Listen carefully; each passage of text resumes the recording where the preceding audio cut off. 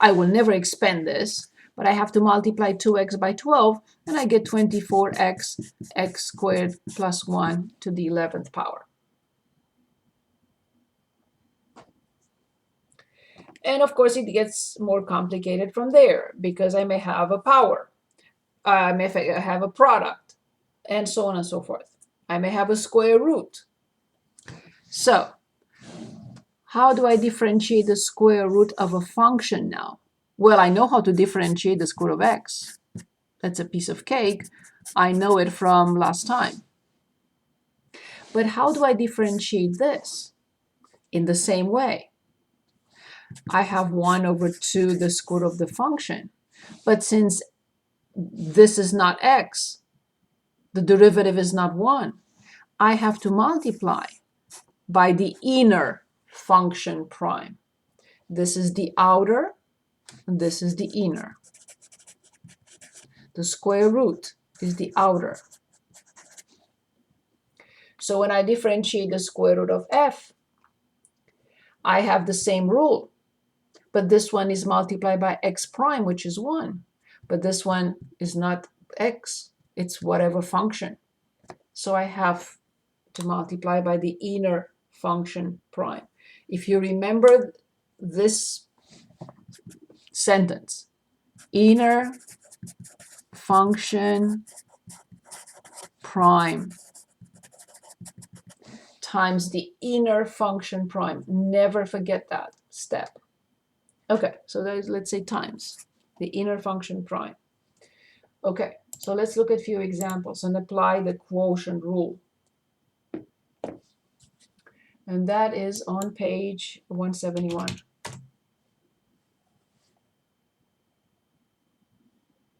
Of course, these are involving situations, a lot of work. But we have to look at some of these examples to apply the quotient, the chain rule. It may be combined with the quotient rule, it may be combined with the product rule. For example, here is combined with the product rule, but here is combined with the quotient rule. So I think we should have one of each.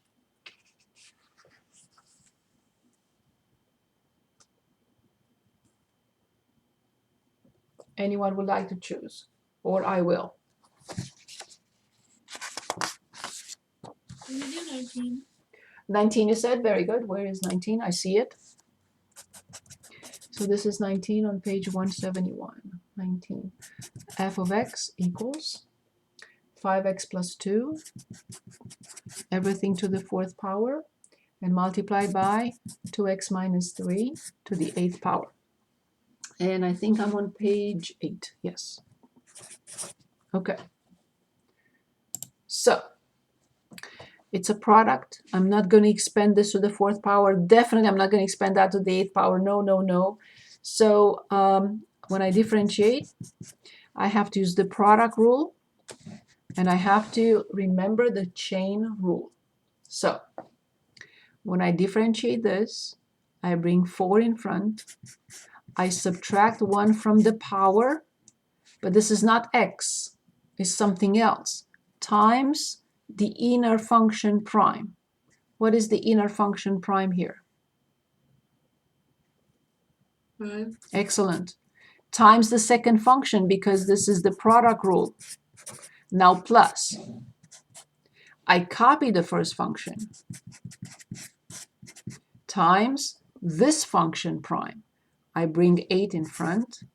I subtract 1 from the power, but since this is not plain x, I have to say times the inner function prime, which is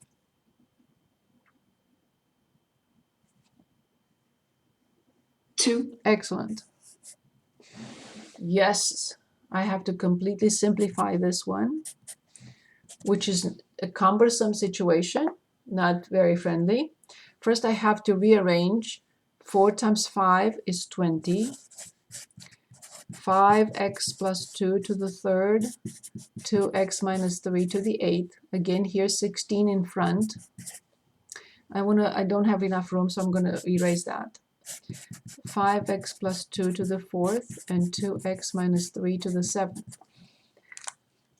And when I try to simplify this, I have to factor. It's my only way. I have to factor the greatest common factor of these two terms. This term and this term, these are two terms, they have a common factor. 20 and 16, they have 4. These are the same, but I have to choose the smallest power. These are the same, and I also have to choose the smallest power.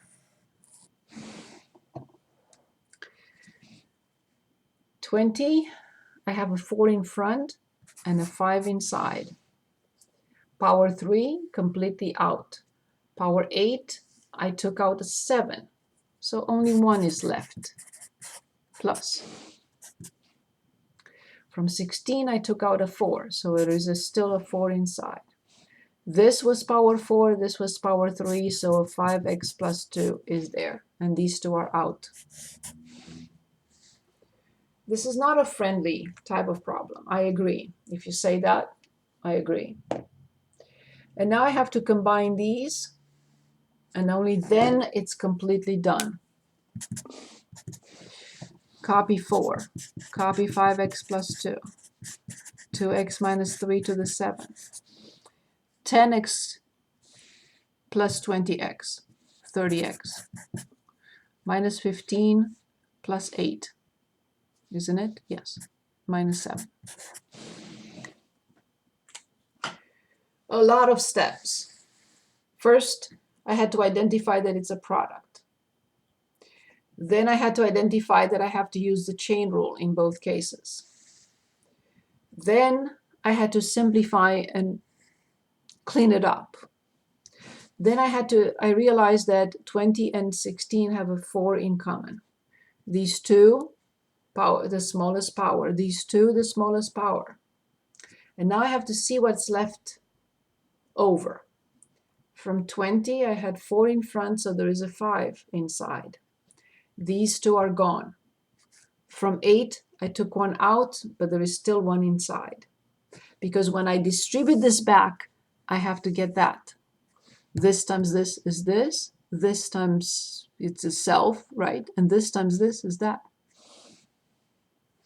Same thing with the second piece. I took 4 outside. I took 3 of those, so 1 is left inside, and these are out. And now I have to combine these, and I get 30x minus 7. A lot of work on this problem, I agree. So let's look at another.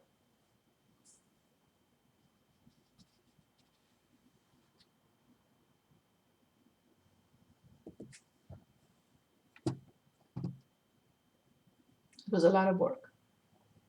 All of them are a lot of work. Let's choose 23. 23 is friendly. It's not a lot of work. In 23, we have f of x equals the 4th root of x squared minus 5x plus 2. The reason is, it's because we cannot simplify it. That's why it's not a lot of work. I have no choice, but I have to change this. I have no choice, but I have to change this into a power because it's not the square root. So as we know, this is x squared minus 5x plus 2. Can anyone tell us which power is the 4th root?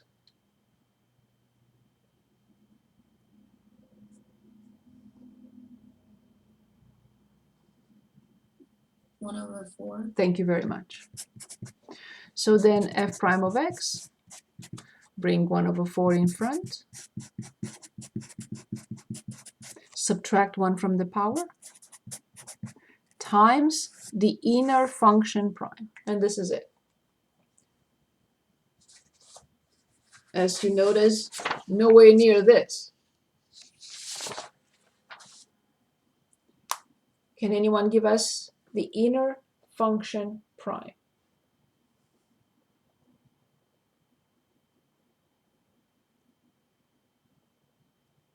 Would it be 2x minus 5? Excellent.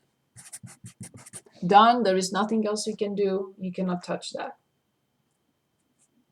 Perfect.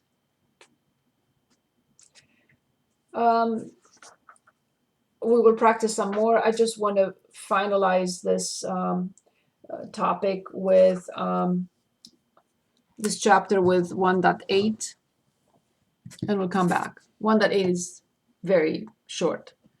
Higher order derivatives.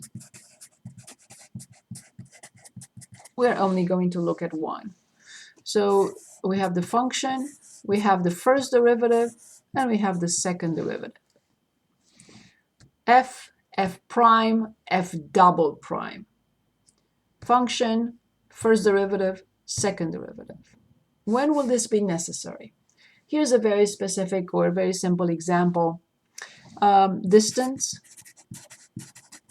function has a derivative. The derivative is velocity. The velocity has a derivative, which is the acceleration.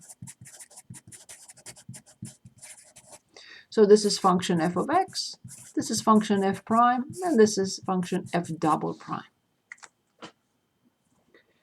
So this function gives the rate of change of this function gives the rate of change of this function.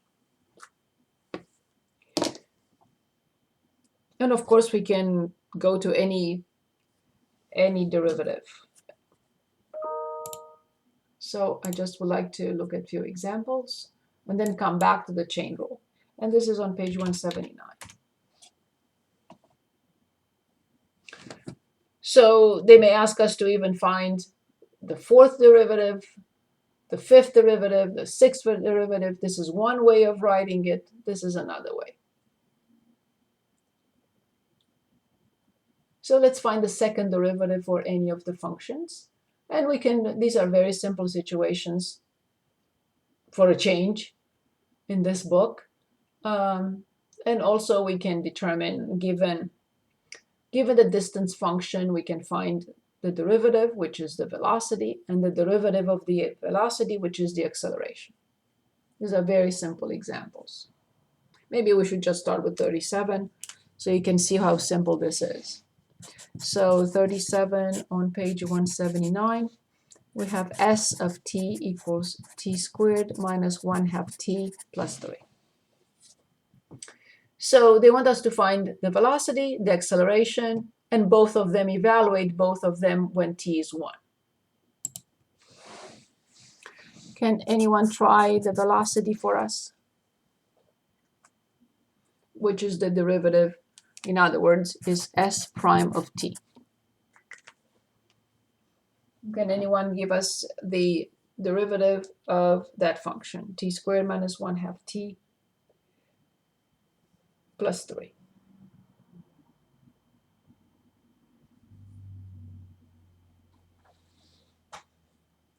Anyone, please?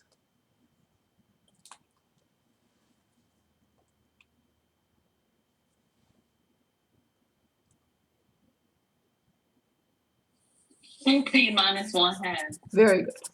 Can anyone give us the acceleration function, which is the derivative of this?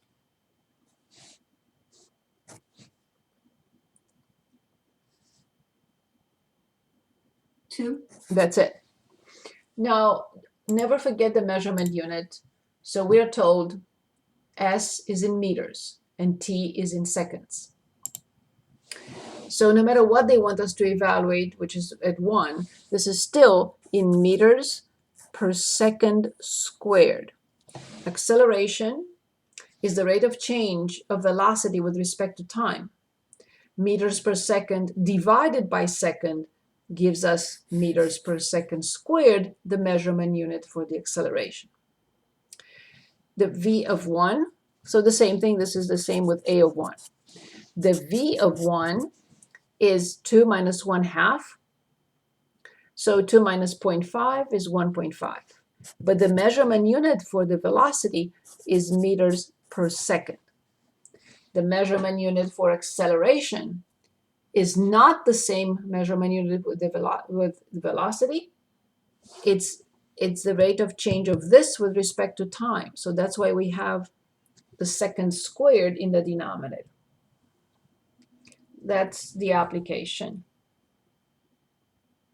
Now let's go back to some derivatives. So let's find the second derivative, or either written as, let me show you the notation.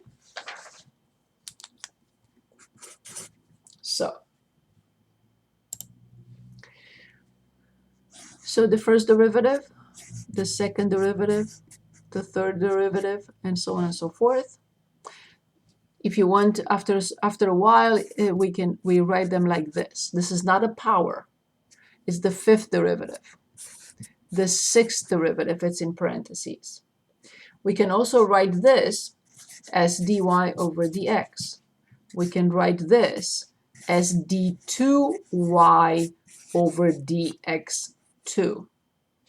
We can write this, for example, the same way, d5y over dx5, and so on and so forth.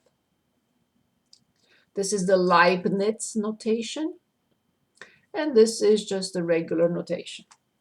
They both mean the same thing. This is important later on when we discuss a particular topic. I can tell you what it is.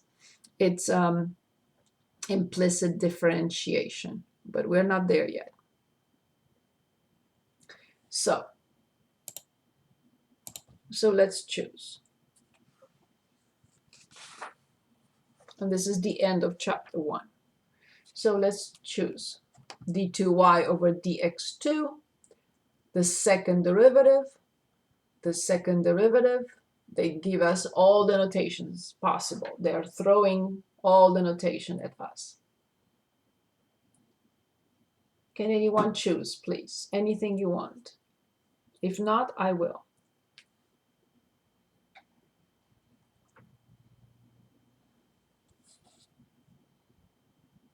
Okay, I will choose 31.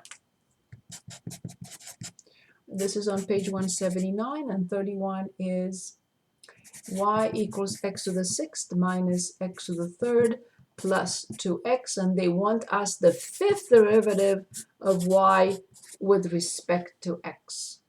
The fifth derivative of y with respect to x. I cannot determine the fifth derivative before I find the first, the second, the third, the fourth, and then the fifth. So we can use this notation, or you can use this notation, whichever you want. Can anyone differentiate and find the first derivative for us? Can anyone help with the first derivative?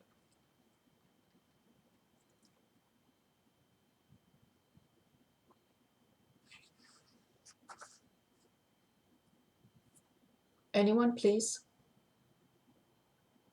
Would it be 6x to the fifth minus 3x squared plus 2? Excellent.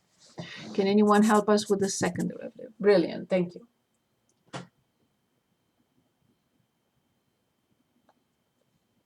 We need to find the fifth derivative, so we have to go through all these.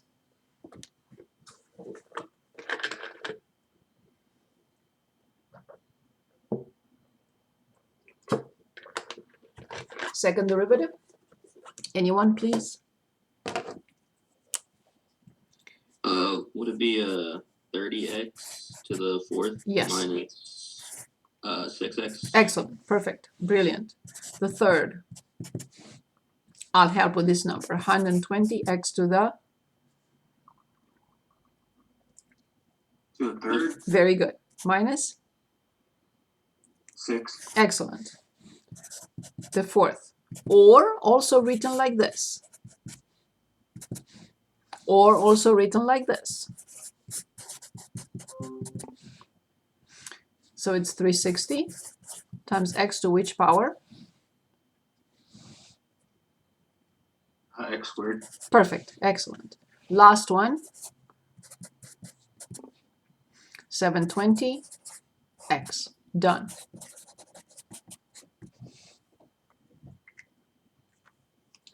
That's all we were asked to determine.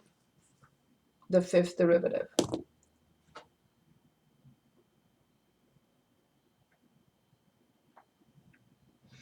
I don't want to forget, when you take the test, we will review Thursday the entire time, no new material. I don't want to forget to remind you to have a valid picture ID when you go to the testing center. Any valid picture ID. And number two, please come to class on Tuesday. As you see, there is no time at all in this class. I can't skip. I can't miss a minute. Okay, so don't forget your ID, and we're going to review the entire time on Thursday. Okay, back to my video here, my camera. Okay, so let's go back. We still have time for another problem from anything you want. Let's look at this set and determine the second derivative, maybe for a quotient.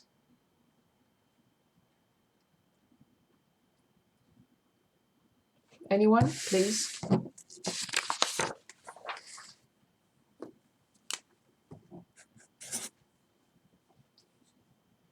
Okay, I'll choose 3x plus 1 over 2x minus 3. 3x plus 1 over 2x minus 3. Okay.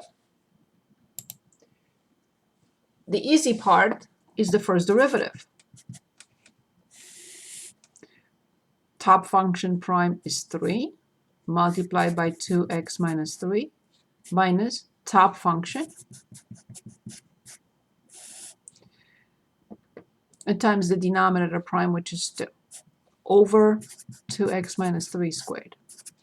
I use the quotient rule. Top function prime 3 times the denominator minus the top times the denominator prime. I have to distribute. I have to simplify. 6x minus 9 minus 6x minus 2. 2x minus 3, everything squared. These two go away. Luckily, negative 11 over 2x minus 3 squared. I refuse to differentiate this because I prefer this. I could have not done this or changed it into this expression if I had something else, plus x. No, I can't. But there is no x in the numerator. So I can rewrite this expression as negative 11 times the denominator, but I bring it up so I have power negative 2. Now this is much easier to differentiate. Careful how we differentiate this. We bring down negative 2. We subtract 1 from the power times the inner function prime. This is the inner function. What is the inner function prime?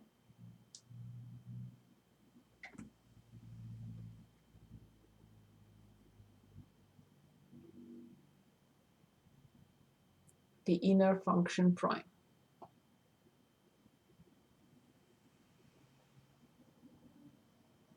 Two. Perfect. So the final answer is 44. 2x minus 3 to negative 3. Yes, now you can rewrite it if you'd like as 44 over 2x minus 3 to the third. That's fine. But I will never ever myself, that's the style I developed. You can develop your own. I refuse to use the quotient rule on a fraction that does not, or a rational expression, I should say, that does not have x in the numerator, because this is so much easier. But if there is an x in the numerator, I cannot do that. I mean, I could, but then I change it into a product. So it's just pretty much the same thing.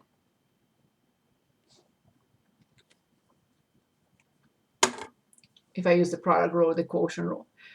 I'm not trying to avoid using the quotient rule, but the problem here is that I've seen it in many papers. The students write negative 11 prime is negative 11, but that's 0. So that term will disappear anyway.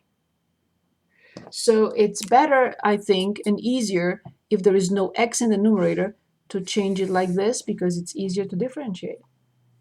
And yes, afterwards I can go back to the fraction. That's okay.